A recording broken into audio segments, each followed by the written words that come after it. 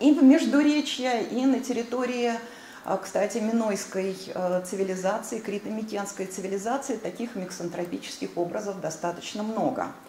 Они закладывают основу и для развития вот этих образов дальше в Средневековье.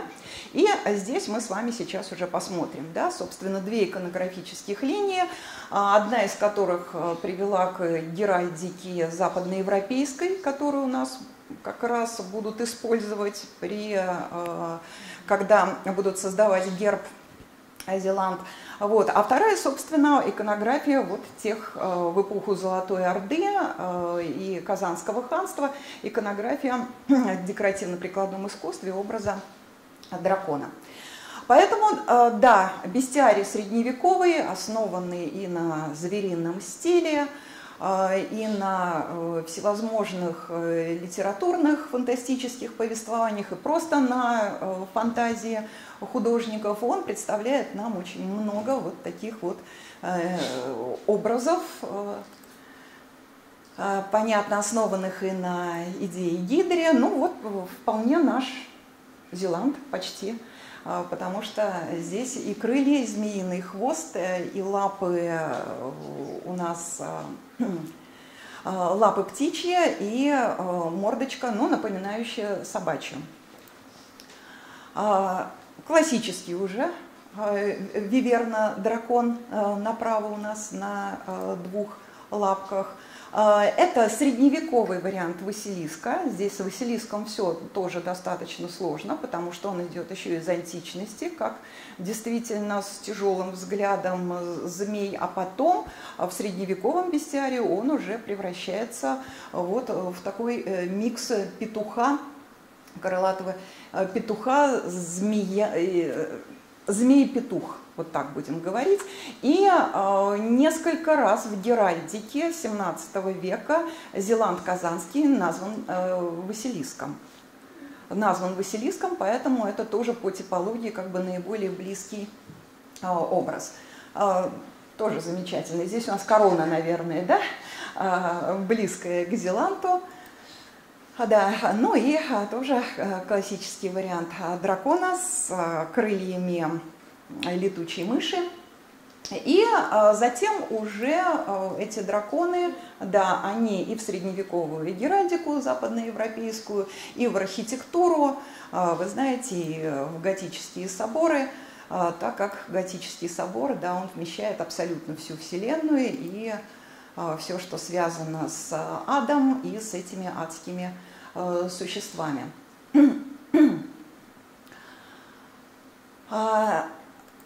Итак, да, политические моменты тоже, которые нам будут с вами важны, это борьба с драконом и сама идея, да, противостояния дракону как олицетворению тьмы. В данном случае направо вы видите Хора и Сета, это древний, так скажем, миф древнеегипетский, и чудо Георгия Змеи. Нам почему важен этот момент? Потому что часть историков все-таки считают, что дракон, и почему часть, так скажем, да, специалистов-геральдистов уже в 21 веке не хотели использовать образ дракона Зеланда для герба, который был в 2004 году. Так вот, часть историков все-таки считает, что специально, так скажем, выбран именно этот мифологический персонаж из множества символов и множества мифологических персонажей, которые были на территории Казанского ханства, для того, чтобы вот эту идею противостояния, да, Москвы и Казани вот таким образом подчеркнуть. А наши геральдисты, основывая все-таки, что это более древние истоки, как бы доказали на археологическом материале, да, что это достаточно древний и благожелательный символ, поэтому вот эта линия победила. Но вот эти политические моменты, естественно, не надо от них отказываться. Итак, иконография и образы археологические на территории на территории нашего края. Но отдельные изображения с крылатой собачкой, если вы здесь, конечно, рассмотрите при большой фантазии, да, крылышки или что-то такое, идут у нас с IX века с Большетиганского могильника, хотя тут принадлежность, понятно, Большетиганского могильника, это древние венгры. Здесь змеевидный. Далее. Достаточно такая яркая линия образов, связанных именно с миксантропическим, будем так говорить, драконообразным персонажем крылатой собаки, да, идет именно с древнего Ирана. И образ Симаргла, Симурга, он встречается на нашей территории достаточно рано, и, возможно, вот этот вот древний пласт, все-таки еще домонгольский, он связан именно с этими древнеиранскими изображениями. Опять же, я говорю, почему? Потому что археологического материала на данный момент недостаточно, чтобы вот полностью иконографическую линию выстроить, да, и рассмотреть источники. Следующая, так скажем, эпоха, связанная уже с Золотой Ордой, она дает нам достаточно большое количество образов драконоподобных. Понятно, с чем это связано, да?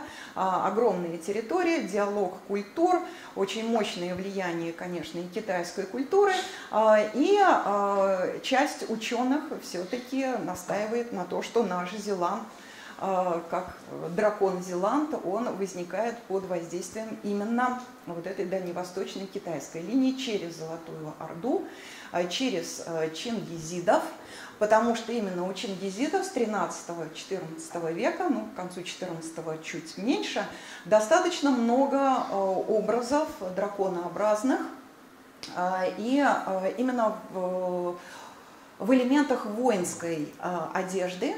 Сейчас мы с вами увидим, да, на бронзовых поясных гарнитурах. Вот если вы здесь рассмотрите, змеевидные хвосты, собака подобная мордочка возникает, да, и лапки скорее. Вот эти как раз изображения и в основном и легли в основу обоснования того, что образ дракона на нашей территории, да, достаточно древний.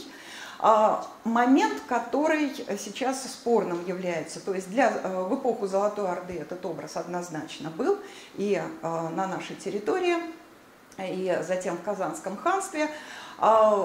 Насколько распространен был образ в Волжской Болгарии до монгольского времени. То есть здесь вот археологических источников недостаточно. Поэтому кто-то считает, что все-таки эпоха Золотой Орды и этот образ был нам принесен, да? Кто-то считает, что все-таки еще до монгольское время, до золотоордынское, вот эта крылатая собачка, как минимум, это было связано, да, и с культом собаки, уже на нашей территории была. И на территории Золотой Орды эти находки достаточно многочисленные. Вы можете посмотреть и на зеркалах, и на поясах, и на браслетах встречаются образы змеи-собак, вот так будем говорить, да, в первую очередь.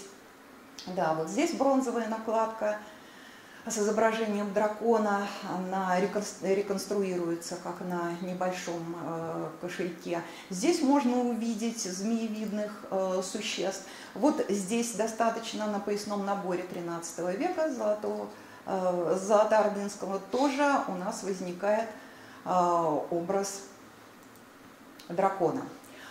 Меньше находок идет в эпоху Казанского ханства.